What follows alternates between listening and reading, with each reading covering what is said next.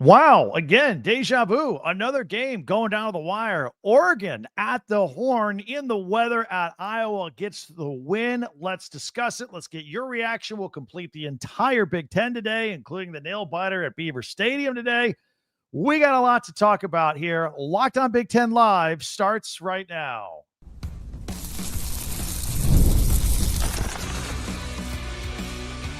You are Locked On Big Ten, your daily podcast on the Big Ten Conference. Part of the Locked On Podcast Network, your team every day. Welcome to Locked On Big Ten Live here on a Saturday night going into a Sunday. Appreciate you joining us. I'm Craig Sheeman, part of the Locked On Podcast Network, now the #1 sports podcast network. Thank you for making us your first listen each and every day. We're free and available wherever you get your podcasts and on YouTube. Part of the Locked On Podcast Network, your team every day. If you're new, hit that free subscribe button. That way you'll be with us every single day because we are here every single day. And if you could share, like, and follow, and by the way, hype YouTube videos, that would be appreciated as well. So we're going to talk about this thriller, the win for Oregon.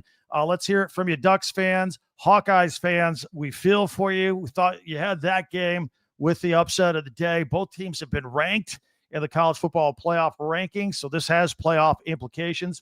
We'll talk later about Indiana's iconic finish at Penn State, and we'll get your comments here live, give and take, plus a quick peek at Week 12 and what we're going to do next week. But let's jump into it here.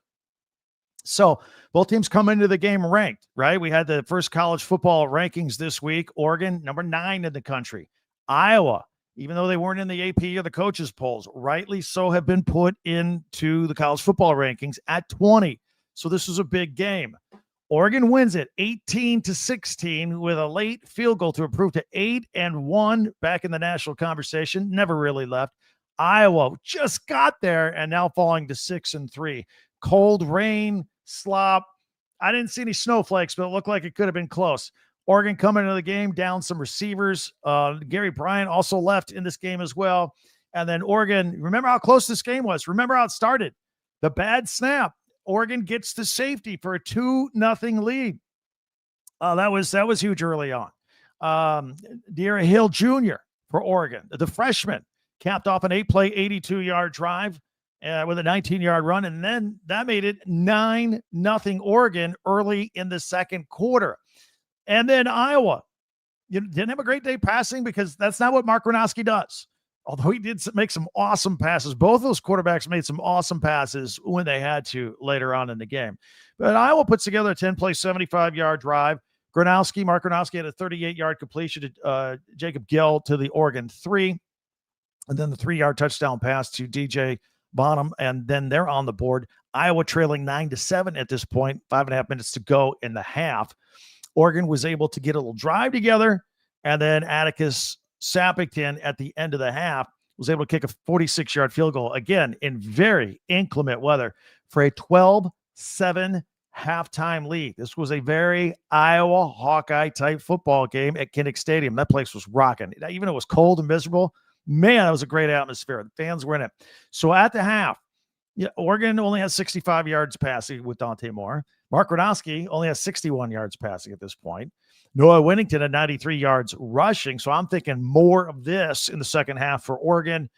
On the other side for Iowa, Kamari Moulton and Mark Gronowski, I'm figuring a lot of 1-2 punch on the ground from these guys in the second half. Oregon gets the ball first in the second half. They go 3 and out and they punt. So the Hawkeyes defense did a great job. At this point, it seemed like every yard was just fought for. I thought Gary Danielson on CBS had a great line. He says he felt like he was watching the Army-Navy game. You really did get that feel, didn't you? So on this Iowa drive, there was a 3rd and 8. Crazy play, right? Sam Phillips, who has like 12 catches on the year, makes a great catch on their right sideline. He has to do the splits to make sure his foot doesn't come in out of bounds while he gets his other foot down. So he gets the catch. There's a penalty on top of the catch for hands to the face against Oregon. So they get the 15 yards in addition to the catch. Now it's first down at the Oregon 20-yard line. By the way, we're about 11 plays into a drive here. Caden Weegan, though, who is their great return specialist, fumbles the ball on the next play, and Oregon gets the recovery. And not at first, though, right? This was controversial. Not at first. They said Iowa that Weegan, I guess, maintained the ball between his legs, was sitting on it or whatever. Dan Lanning calls a timeout. Let's everybody kind of look at the film a little bit here for a review. They reverse the call. They give the ball to Oregon. That was huge. I think it was the right call, but it was a huge call at that point. And by the way, did you know, I know Ducks fans know this, that was only the second fumble recovery by the defense this year for the Oregon Ducks. So anyway, Oregon takes over on their own 13-yard line, about 6 minutes to go in the third quarter. Then Dante Moore had that huge 49-yard run, biggest play of the game, just running down the left side. And were you like me? Did you think he pulled up, right? I don't know if he had a tight hammy in that cold weather or what, but I think he gave up a few yards and went out of bounds early, but he got the first down. Now they're at the Iowa 36-yard line. And a couple of plays later, there was a Moore who I thought was pulling up lame. He ends up running the ball in a quarterback draw. It looked fine there, got the first down, right? At this point of the game, Oregon has 204 yards rushing. Iowa only gives up 83 yards rushing per game. So right now, these kind of running plays are taking their toll and keeping Oregon in this game at this point. They do stall out and have to settle for a 40-yard Sappington field goal. Now, Oregon is up 15-7 with late in the third quarter at this point, and we go to the fourth quarter. So Oregon up 15-7. Iowa's got the ball. Gronowski running for a first down, just banging helmets, all that kind of stuff. They have to settle for a field goal. Drew Stevens goes out there for a 58-yarder. Very capable of this, but you remember what happened in the Penn State game. It got blocked and returned and all that. But they go for it in the rain, and he nails it. A 58-yard field goal in those conditions, unreal. So now Iowa's within 5, 15-10 early in the fourth quarter. At this point for Oregon, there's a lot of Whittington and Davison running on the ground. No passing. In fact, at this point, Dante Moore is 0 for 1 passing in the second half. And in fact, then he passed another one, and it was dropped, even though the pass was on the money. So 0 for 2 passing at this point. But there was a penalty against Oregon on this play, which pushed them out of field goal range. This was huge. It was about 8 minutes to go in the fourth quarter. So they got to punt the ball back to Iowa. Iowa does a fair catch deep in their own territory. They get their own 7-yard line. There was a 3rd and 5 from the 12. Mark Gronowski with a 40-yarder down to the 48-yard line to Oregon to DJ Bonham again. That was his best pass of the day. Then they had another third down on that drive. 3rd and 8. Jacob Hill gets the catch, but he's short of the first down marker. So 4th and 3 at the 41. The huge completion from Gronowski to Reese Vanderzee for 15 yards down to the 26-yard line. Then Kamari Moulton runs 16 yards down to the 10. Now it's 1st and goal, Iowa. They're looking to take the lead here and try and win this game. We're about 3.5 minutes to go. They have the pass to Hayden Large, the tight end, down to the 3-yard line. And then we're 3rd and goal from the 3. We go to the 2-minute timeout. Iowa scores to take the lead. And by the way, at this point, again, they had no passing game today. They were 4 or 5 at this point on the drive. In fact, make it 4 and 6, because then Gronowski had the, I don't know what that jump pass was from the 3-yard line. There was nobody there. So now it's 4th and game, right? 4th and goal, everything on the line. Play clock goes down to 0. They barely get the snap off, and Gronowski runs in for the touchdown for the Iowa lead with 1:51 to go. So they got to go for 2. They have that deflected pass, and it ends up, Kamari Moulton comes down with it, but his foot slides out of bounds. It was incomplete. So Iowa clinging to a 1-point lead, 16-15, after completing that 12-play, 93-yard drive with a minute 51 to go. Oregon at this point, they're going to get the ball back. They've got all 3 timeouts. They just need a field goal to win it. Keep in mind, Dante Moore is 0 for 2 passing at this point in the second half. So, he started hitting passes there. Found Malik Benson for 24 yards down to the Iowa 27. We got 23 seconds to go. It was a fantastic throw, tight coverage. I mean, it was a perfect pass, perfect coverage, frankly, but they still made the catch. And there was 7 seconds to go. Atticus Sappington rolls out there, kicks a 39-yard field goal, and Oregon wins 18-16. What a remarkable game to come down like that and finish like that, and compare that to the game we had at Happy Valley today. A lot of great stuff going into the Big Ten. I know Ducks fans, they always join us on our post-game live podcast here. I want to hear from Ducks fans. Hawkeyes fans, you're certainly welcome if you want to commiserate just a little bit as well. So a couple things here. If you are new, we go live on Saturdays, but we're here every single day with multiple podcasts. Hit that free subscribe button down below. That way you'll never miss a single episode. And I know you're a Big Ten fan. I know you know other Big Ten people that may not know we're out here every day here on Locked On Big Ten. Hit that little share arrow and send this to your favorite friend or whoever you talk Big Ten with all the time. If you could share, follow, and like in addition to the free subscription, that would be fantastic. We also have a website. It's Talk Big Ten, the number 10, talkbig10.com. You can see it live here on the bottom if you're watching. We put all of our podcasts there. You can go back for a second listen, check out what we did yesterday, the day before. By the way, we did a live podcast that's recorded in there now earlier, right after the Indiana Penn State game, too. So this is our second live podcast of the day. Always working hard for you here on the Big Ten. But we also have links there on the website. You can click on your favorite school logo, your Oregon logo, or your Iowa logo, and school merchandise, shirts, pennants, hats with your school logo on it right there. Christmas is coming. Think about it right there at talkbig10.com. All right, we'll get to your comments, and we'll also talk about the instant classic at Beaver Stadium. We'll get you caught up on everything else that has happened in the Big Ten today. Plus, we have a night game that's about ready to kick off as well. So all that's coming up in a minute right here on our live edition here on a late Saturday going into a Sunday of Locked On Big Ten Live. DoorDash, one of our favorite sponsors here. Listen, we got a lot of stuff going on, a lot of heroes that we like to highlight here, and players that delivered for their teams that delivered, just like DoorDash delivers. And you can win every Saturday with DoorDash Streaks, saving more every time you order. These players deliver when it matters most. We'll go with Sappington for Oregon. We'll go with Fernando Mendoza for Indiana with the game-winning touchdown pass, all that. A lot of great performances throughout the Big Ten today where they all deliver. And when the pressure was on every single one of them. And just like they did that, DoorDash delivers too. Get your DoorDash streaks going. Save every Saturday that you order. Stack it up all season long. And you can save up to $250, including $100 in DoorDash credits. So order today, Saturday, every Saturday. Order every day. But you get the streaks going on Saturday. And you can fuel your game day only with DoorDash. Terms apply, promo period through November 18th. Thanks for checking us out here on Locked On Big Ten. We always appreciate you making us your first listen each and every day. And thank you for making Locked On the #1 sports podcast network, especially every day that make us go. Meanwhile, be sure to hit that free subscribe button. And also, if you could share, follow, and like. You never miss a single episode. We're here each and every day. And don't forget our website, talkbig10.com. All right, I want to get to your comments here in just a second. Let's recap also what's going on in the Big Ten today in case you missed it. Indiana stays undefeated. They won at Penn State 27-24. They improved to 10-0, 7-0 in the Big Ten. Penn State hasn't won a game yet in the Big Ten this year, although they came close today. But they've dropped their 6th straight.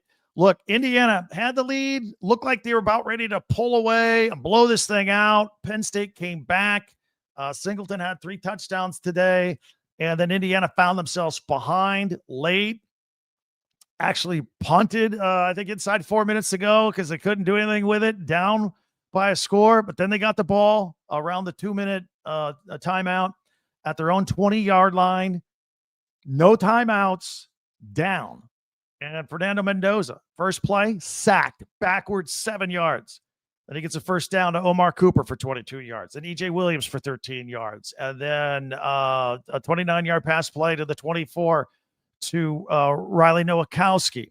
And then Charlie Becker, who was in because Elijah Surratt, their lead receiver, was out. He made some amazing catches today, had 7 catches for over 100 yards. Made an amazing grab with 48 seconds to go to set up the Hoosiers at 1st and goal. Then 3rd and goal. Fernando Mendoza, he's got pressure. He's getting smacked. He just throws it to the back of the end zone. Omar Cooper jumps up, grabs it. His feet look like they're about to come down out of bounds on the back line by the goalpost, and he just gets one in with the toe before he lands. And it's good with 36 seconds to go. It was Fernando Mendoza's Heisman moment. No question about it. Omar Cooper with a catch. The Hoosiers win 27-14. We'll talk more about this on Monday's podcast on Locked On Big Ten. Just an incredible day. for the Hoosiers all the way around. Great defensive effort on both sides throughout the game. Great plays. Aiden Fisher for the Hoosiers had an interception and a fumble recovery in this game. Meanwhile, number 1 Ohio State, they won at Purdue 34-10. By the way, Purdue had the lead 3-0 going into the second quarter in this game. No Carnell Tate. I think he tweaked something during warmups before the game. So Julian Sand, though, 308 yards, had a touchdown, had an interception, but the Buckeyes scored on 4 straight drives in the second quarter. Jeremiah Smith with the season-high 10 catches and 137 yards. The Buckeyes defense held Purdue quarterback Ryan Brown to just 76 yards passing, and the offense for the Boilermakers just mustered 186 yards. Purdue has dropped 7 straight. They've lost 16 straight Big Ten games. Ohio State hosts UCLA next week. Purdue visits Washington. Maryland and Rutgers. Rutgers wins this game 35-20 to improve to 5-5. Maryland was once 4-0. They now fall to 4-5 with 5 straight losses. This game was insane. You go look at the box score in this game. So for Rutgers, their running back, Antoine Raymond, 41 carries for 240 yards and a touchdown. Ethan Kaliak-Manis, 13 of 20, just 13 completions, still had 229 yards, 4 touchdowns, but 2 picks on a crazy day. Ian Strong had 5 catches for 88 yards and 3 touchdowns, including the go-ahead touchdown in the second quarter where they pulled away. The defense held Maryland freshman quarterback to 98 yards passing with a touchdown interception, but he said, okay, fine, I'm just going to run the ball. Washington ran the ball for Maryland for 164 yards on just 8 carries, by the way. That's a 20.5-yard average per run in the loss. And also in the loss for Maryland, they still are phenomenal with their secondary.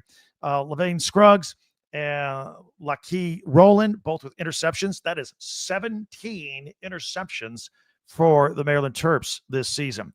Meanwhile, Washington and Wisconsin were tied at 10 in the third, right when we took the airwaves here for this live podcast right now. Game's still going on. Luke Fickell, they announced Chris McIntyre said he's coming back next year for sure. That's a deal. And this is also big news.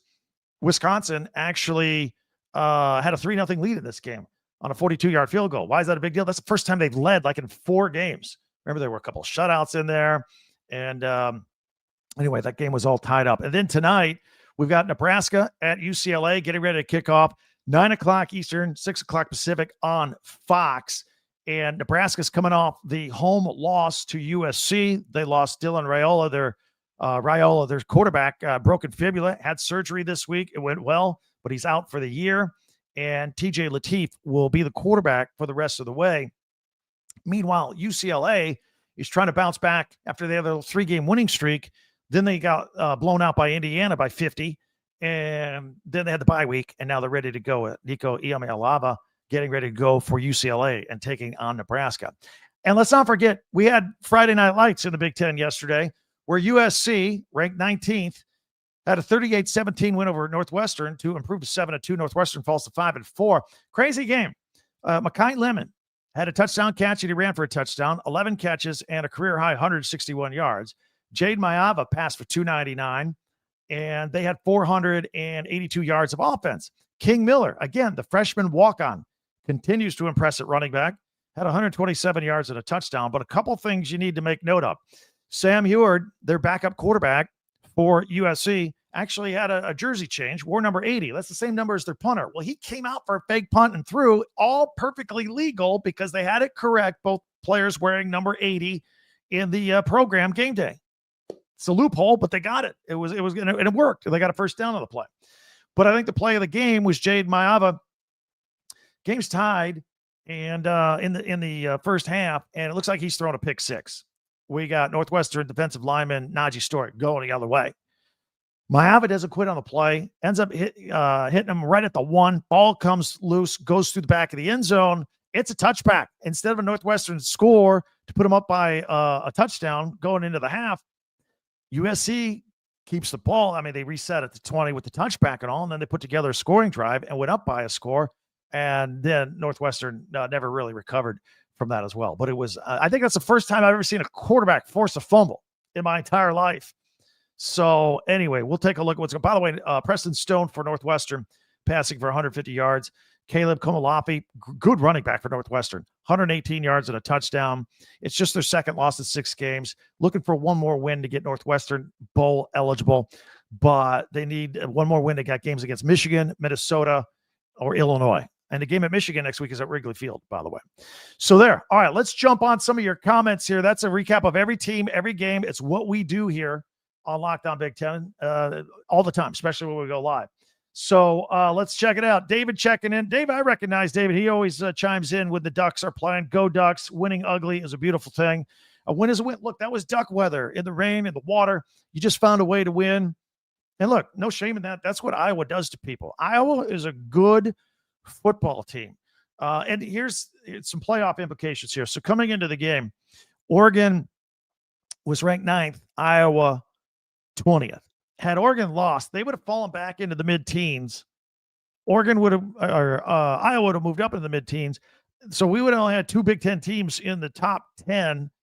So Oregon wins. They stay firm in the top 10. And now this is a huge game later on for USC. Now USC has both Iowa and Oregon coming up. That's going to be huge. But I don't know right now. It looks like, well, not only going to get 3 teams in the playoffs in the Big Ten.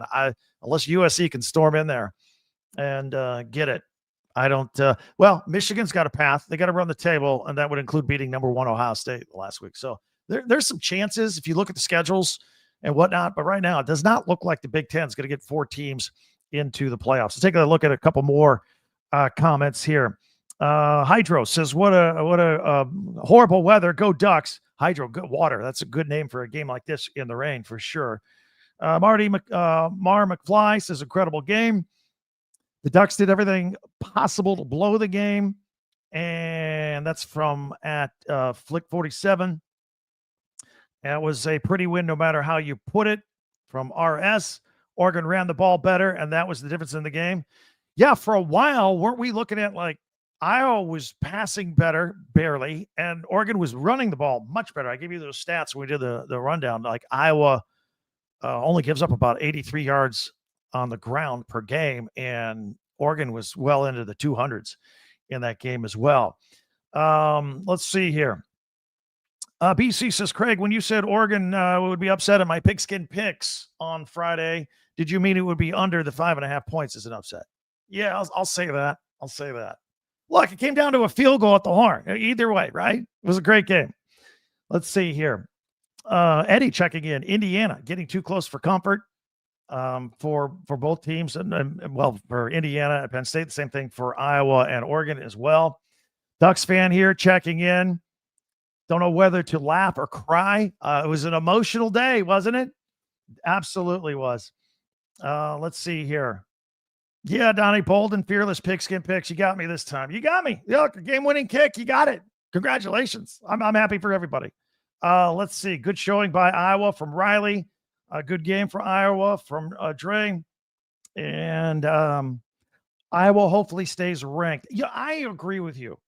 I agree. You look at Iowa and these games they've lost. They lost in the last 90 seconds to Indiana. They lost in the last 3 seconds to Oregon. I hope they stay ranked. I don't know. You're 20th. You get a loss. You're probably going to fall back, but you lost to the number 9 team. It's a great point. We'll see on Tuesday night where they end up. More people, just unbelievable with this game, with more of these comments from you guys. And always appreciate that. A lot of shout outs for the Iowa defense. Yeah, this is what they do. They bring you down to their level. That's their style of play. I thought both sides made amazing plays on defense in this game as well. So anyway, thank you very much for all of your comments. I can't get to them all. Hundreds of them. Thank you very much. I love doing these live Saturday shows as well. Thank you for checking in. So coming up, I want to take a peek at what we're going to do next week. It's week 12 already. It's unbelievable. We'll do that with our live post-game reaction here as we continue on Locked On Big Ten Live on a Saturday night going into a Sunday. So when the opening whistle blows on a new repair, you get your crew moving and you get SupplyHouse to help you out as well. You order today, you see your parts on the doorstep tomorrow. Over 280,000 plumbing, HVAC, and electrical items from the most trusted brands in the business. The real-time inventory and honest lead times keep you from punting projects and losing money, while their industry-leading customer service always has your blind side coverage. Again, you need parts right away for a project. The Supply House has next day delivery. It's an absolute game changer. So you can also join their free Trademaster program today and score serious perks like priority shipping, lower prices, and dedicated support line. And you can visit supplyhouse.com and sign up for free and use the promo code SHColleges5, number 5, for 5% off your order. That's supplyhouse.com. Real people, real service at supplyhouse.com. All right, let's take a look at what we got coming up for next week already. As you know, between now and next week, we're here every day. We do multiple podcasts every single day with the Big Ten. We'll have a whole bunch of recaps out on Monday as well. If you missed our earlier live podcast earlier tonight following the amazing Indiana Penn State game, it's recorded. It's in the system. You can go check it out. So you can see what you missed there. And then Monday we'll come out swinging and ready to go for the upcoming week. Now, as we look ahead to the Big Ten this week, Minnesota is at Oregon, and it's a Friday night game. So a short week for the Ducks after an emotional game on the road. But they're back home. It'll be 9 o'clock Friday night, 6 o'clock if you're on the West Coast. That game is nationally televised on Fox. Saturday, Wisconsin is at number 2 Indiana. That's a noon game on the Big Ten Network. Michigan is at Northwestern. That's at Wrigley Field. That'll be at 12 o'clock. That's the big noon game on Fox. They're going to celebrate the whole Wrigley Field thing. And by the way, I think that'll be a closer game than some people think, for sure. Iowa, coming off this loss, they got to shake it off. Now they have to go to USC. It's an important game for both schools, particularly USC. That'll be at 3:30 Eastern, 12:30 Pacific on the West Coast. Penn State is at Michigan State at 3:30 Eastern, 12:30 on the West Coast. Maryland is at Illinois, also a 3:30 game on FS1. Purdue will be at Washington. That'll be a 7 o'clock Eastern, 4 o'clock Pacific on FS1. And UCLA at number 1 Ohio State, 7:30 Eastern, 4:30 Pacific on NBC. It's the Saturday night game. Ohio State Buckeye fans, you finally get a night game under the lights. They didn't put you on a big noon, so you got it under the lights. All right. Anyway, we're going to go live after the Iowa USC game. That's, again, a 3:30 game. That means probably about 7 o'clock Eastern, 4 o'clock Pacific. We'll go live next Saturday. But don't forget, daily podcasts every day between now and then. All things Big Ten, all 18 teams. It's what we do. You're watching us. I know you're a Big Ten fan. Let other Big Ten people know we're out here every day. Hit the little share arrow and send it. If you can do that. Hit the subscribe button if you're brand new. If you described us today or just found us today, and you can subscribe and get us every day. That way you'll never miss a single episode. And if you could share, follow, and like, that would be great as well. One other thing I want to let you know about. College football fans, Locked On and Fire TV, they present the college football kickoff that they do every week, your ultimate college football weekly preview. Drake Toll from Locked On Big 12 leads the conversation, along with two-time AP Coach of the Year Gary Patterson, former college star Jesse Holley, and all of the Locked On experts. And it's a college football preview that only Locked On could do. So catch the college football kickoff every Thursday throughout the season on Fire TV. That'll do it for us. Enjoy the rest of your weekend. And we'll be back Monday with more podcasts, all things Big Ten, whether you catch it on YouTube or on audio only, if that's what you like, with Apple or Spotify, we will be there. So thanks for joining us. We'll see you next time for Locked On Big Ten Live. I'm Craig Sheeman.